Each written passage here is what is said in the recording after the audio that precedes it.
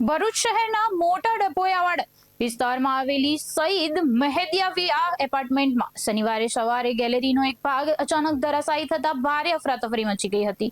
પ્રાથમિક માહિતી મુજબ ગેલેરીનો ભાગ નીચે પડતા અનેક મકાનોને નુકસાન પહોંચ્યું હતું અને 2 વ્યક્તિઓ ઈજાગ્રસ્ત થયા હતા। ઘટનાની જાણ થતાં જ ભરૂચ નગરપાલિકાના અધિકારીઓ સ્થળ પર પહોંચીને તપાસ શરૂ કરી હતી।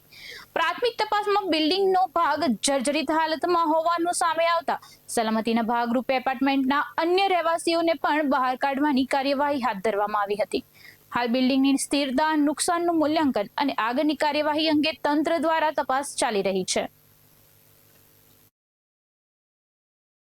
ભરૂચ શહેર સ્થિત આજરોજ ડભોયાવાડ વિસ્તારમાં મહેદવિયા કોમ્પ્લેક્સનો બાલ્કની ધરાશાયી થવાનો બનાવ બન્યો હતો, જેમાં નીચે રહેલ એક 2 વ્હીલર અને એક વ્યક્તિને ઈજા થયેલ હતી, જેઓને તાત્કાલિક હોસ્પિટલ શિફ્ટ કરેલા છે અને વ્હીકલને સહી સલામત બહાર કાઢેલ છે।